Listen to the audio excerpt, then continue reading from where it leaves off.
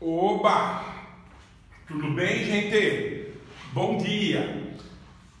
Terceiro A e terceiro B. Estamos começando o quarto bimestre. Quer dizer então que agora a partir da pergunta 24 é para o último bimestre. Será que a gente vai voltar pessoalmente depois? Não sei, vamos ver o que vai acontecer, tá? Só sei que por enquanto tá pelo YouTube, né? Gente, terceiro médio A é a aula do dia 22 de setembro e o terceiro B é dia 15 de setembro, tá? E os roteiros? Para o terceiro A vai estar no dia 15 de setembro, para o terceiro B, presta atenção, terceiro B, para vocês vai estar dia 2 de outubro, tá? Por quê, pessoal? Por quê? Porque para o terceiro médio A, agora vai ser as semanas que tem as avaliações bimestrais. E quando tem avaliação bimestral, não pode ter roteiro, lição de casa, né? Que é para vocês estudarem e fazerem as provas. Então aqui está o esquema que eu fiz para os terceiros anos, né? E aconteceu um problema. Para o terceiro A, no dia 15 de setembro, ele pode ter roteiro, tudo bem, tranquilo, né? E para o dia 1º de outubro, o terceiro A também pode ter roteiro tranquilo, normal. Agora, para o terceiro B, do jeito que é o horário do terceiro B, o terceiro B teria que ter o roteiro no dia 18 e no dia 22, tá? No dia 18 e 22 estão rolando as provas. E para o terceiro B eu não posso dar o roteiro. O único dia que sobrou para o terceiro B, que é dia de roteiro e que não tem prova, é 2 de outubro. Resultado, o terceiro A vai ter 2 roteiros e o terceiro B vai ter um único roteiro. O que está dividido para o terceiro A em 2 dias, para o terceiro B está tudo num dia só, tá?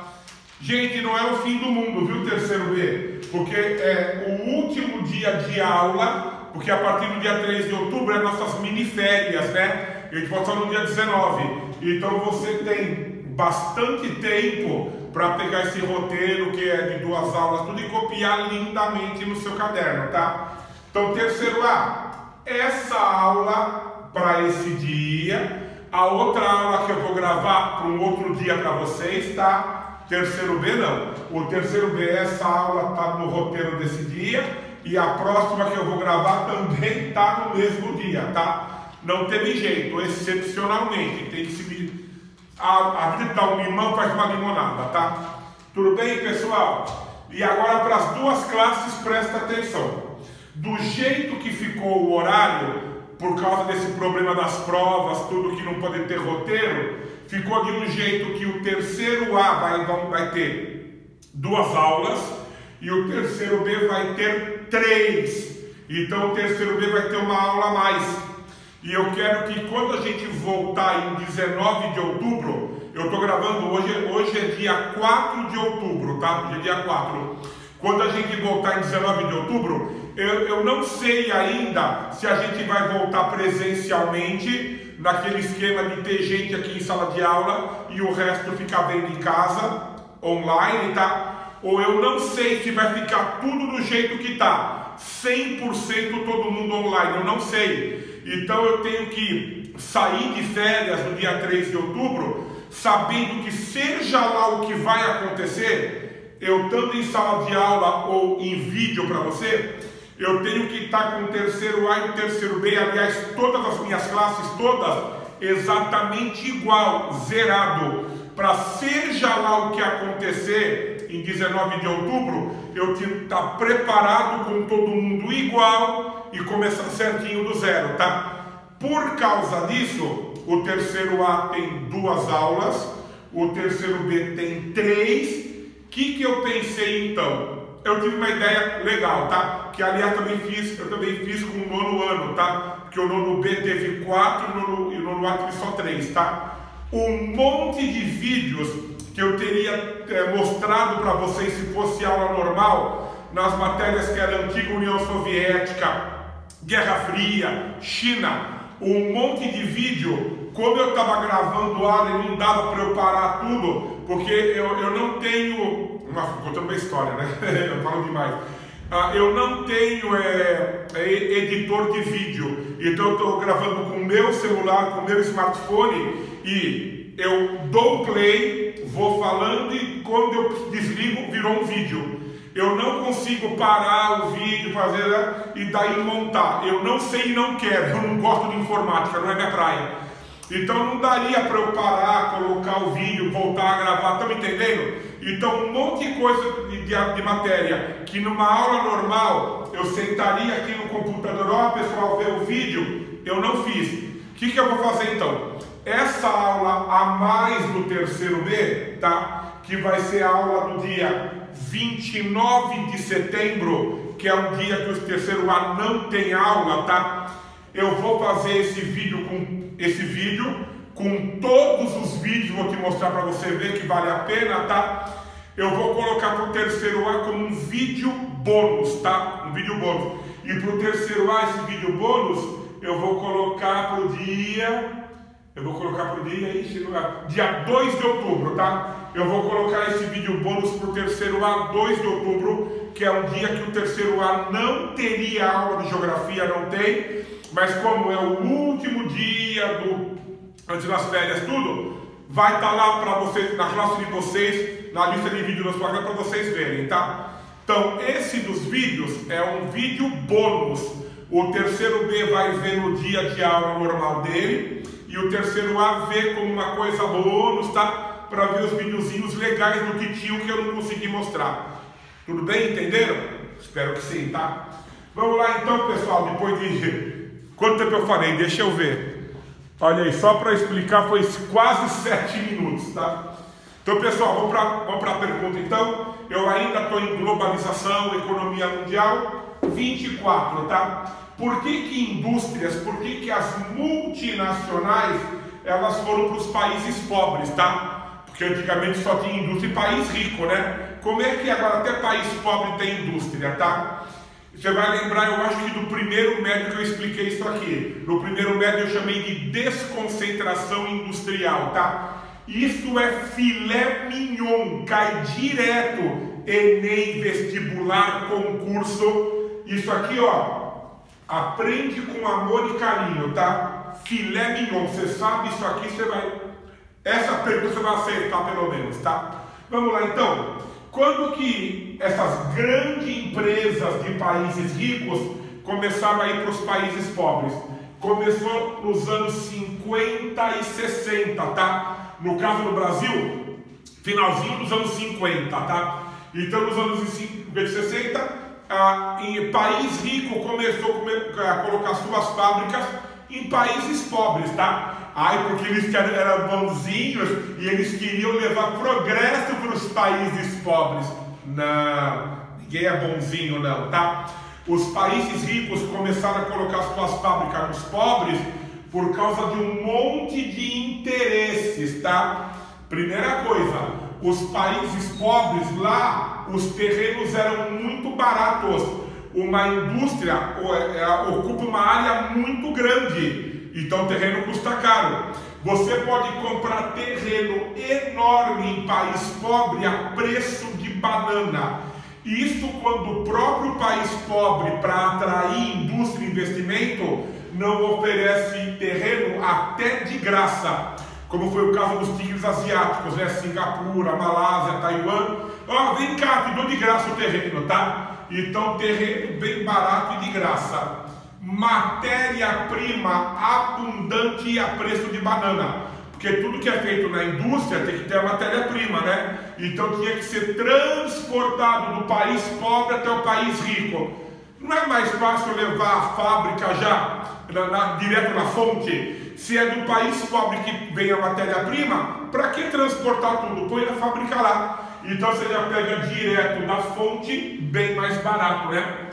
Outra coisa, em país pobre, energia, tanto petróleo como carvão como eletricidade, é muito mais barato que em país rico, porque isso antigamente, tá? Hoje em dia, com tecnologia, usina nuclear, país rico produz energia muito mais barato que o Brasil, por exemplo.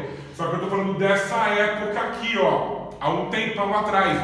País pobre produzia energia muito mais barato, né? Então, em vez de uma empresa japonesa pagar uma conta de $1 milhão por mês de energia elétrica, se colocar num país pobre, a conta seria tipo $100 mil, tá? 10 vezes mais barato, valia a pena.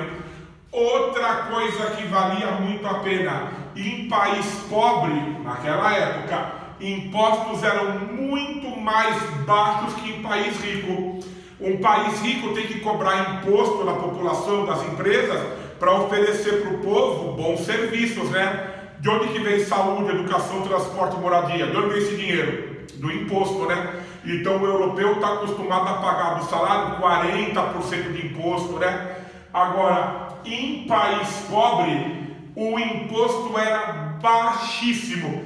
Isso quando o país não oferecia isenção de imposto, ou seja, não tinha que pagar imposto nenhum, tipo os tigres asiáticos, né? Então, como o imposto é muito mais baixo, vale a pena colocar fábrica nesses países, tá? Outra coisa, tá olhando aqui, leis ambientais, em país pobre não tem lei ambiental, não tem legislação protegendo o meio ambiente, ainda mais nessa época aqui, né? Em país rico você não pode jogar detrito ao ar livre, você não pode poluir o ar, não pode jogar porcaria na água, né? Você leva uma multa pesada, você pode ser até preso e, dependendo da gravidade, até fechar a fábrica, né? Em país pobre tem lei ambiental? É a casa da mãe Joana, pode poluir à vontade, água, solo, ar, pode poluir, tá? Então, opa, vamos poluir o país pobre, né? E isso é o principal, terceiro A e terceiro B. País pobre oferecia, e ainda oferece, mão de obra barata, muito barata, tá? Vou dar um exemplo. Um operário japonês, Japão, país de nível, né? O operário se preparou bem, educado, super competente, né? O operário japonês, ele trabalha na fábrica segunda a sexta. Um operário brasileiro, segunda a sábado. O operário japonês, 8 horas por dia. O brasileiro, 10 horas por dia. O operário japonês quer vale refeição, vale transporte, plano de saúde. O brasileiro, nada. Só quer a carteira assinada e nada mais, né? E o operário japonês quer um salário de, em reais, né? Que é um salário de 8 mil reais, tá? O brasileiro, um salário mínimo, R$1.000, tá bom, tá? Então você vai poupar 8 vezes de poupança se você contratar o brasileiro, né? Mão de obra baratíssima, vale a pena. O povo de país pobre trabalha que nem escravo, ele é uma porcaria, né? E em países pobres, os melhorzinhos, lá tinha mercado consumidor, ou seja, uma parte do povo era classe média, estava doido para comprar televisão, rádio, tênis, geladeira, fogão, né? Tudo coisa que não era feita no país. Se as fábricas forem para lá e produzir o produto lá, o mercado consumidor, a classe média do país pobre vai consumir e comprar esses produtos. Então você tem mercado garantido, é produzir e vender no mesmo lugar, né? Agora, se você produzir muito e o mercado consumidor não for grande o suficiente para absorver toda a produção, para comprar tudo, o que faz? Você consegue exportar aquele produto.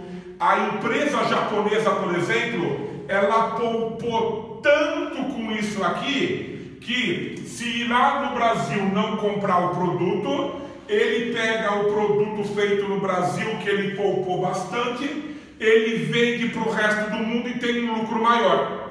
Vou dar um exemplo. Você vai produzir essa caneta aqui, tá? Se você produzir no Japão, você gastou com funcionário, com imposto, tudo, você gastou R$1. Então a empresa vai vender essa caneta a R$2. Um é o lucro, né? Se a empresa japonesa produzir essa caneta no Brasil, tá? Ela poupou tanto que para produzir essa caneta custou 30 centavos. Se não vender no Brasil, manda para a Europa tudo, o japonês vende por R$2. Produzido no Japão, R$1, vende por 2. Quanto que é o lucro do japonês? R$1. Produzido no Brasil, quanto que custou 30 centavos? Mandou para fora, vendeu a R$2. Qual foi o lucro do japonês? R$1,70. Tá entendendo? Então, com a exportação, eles vão ter maior lucro. Então vale a pena, percebeu? É muita coisa boa, então valia a pena, tá? Então as empresas de países ricos foram para outros países, por isso que virou multinacional, né? Várias nações se instalaram nos países pobres. Agora atenção, não foi qualquer empresa não, presta atenção.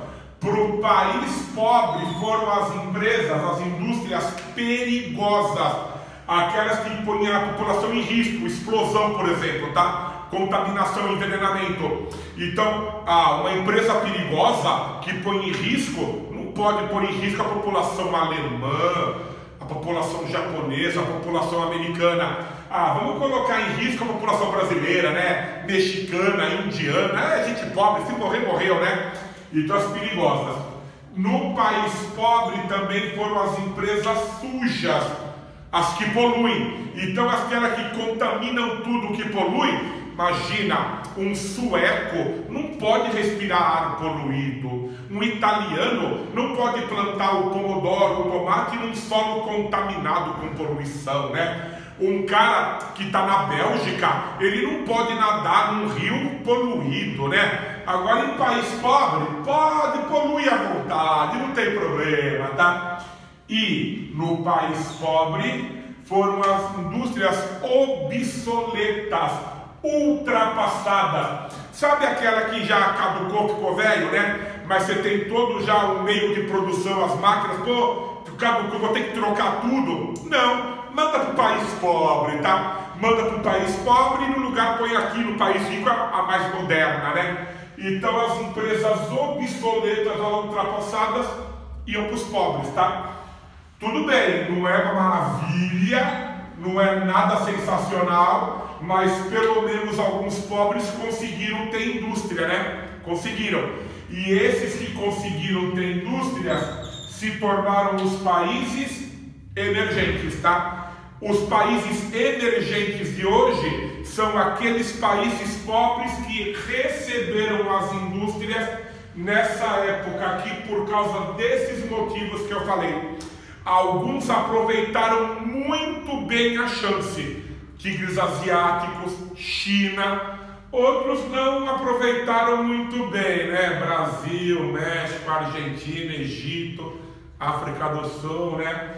Mas pelo menos nós não é mais pobre, nós é emergente, tá? E hoje em dia, nos países ricos, por causa de toda essa situação aqui, né? No país rico, país top, Canadá, Estados Unidos, Europa Ocidental, os países que você conhece da Europa, né? Os mais famosos, tá? Japão, Coreia do Sul, Austrália, Nova Zelândia. Esses países, eles ficaram com outro tipo de indústria. Eles têm a indústria de alta tecnologia.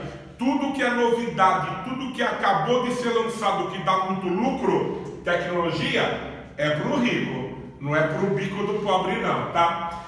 A indústria segura, a que não põe em risco a população, que não tem perigo de explodir, contaminar, envenenar, essa continua no país rico, porque a população de país rico conhece seus direitos e sabe muito bem que não pode ser envenenado nem morrer por aí, né?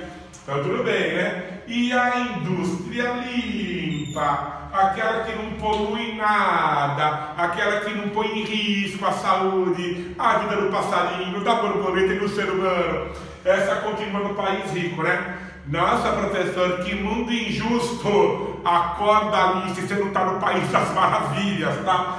Quem pode mais chora menos, tá? Quem chora mais, mama mais também, tá? Não tem jeito, né? Tudo bem, pessoal? Tranquilo? Lembrou isso aqui do primeiro médio? Lembra que eu falei que isso aqui é filé mignon, tá? Eu acho que é bem fácil, você não vai esquecer. Tudo bem? Estou conseguindo fazer aulas menores. Vamos ver se eu consigo dessa vez. Vamos ver se eu consigo. O tempo é 20 minutos. Nossa! Joia! Consegui. Até a próxima, gente. Bye!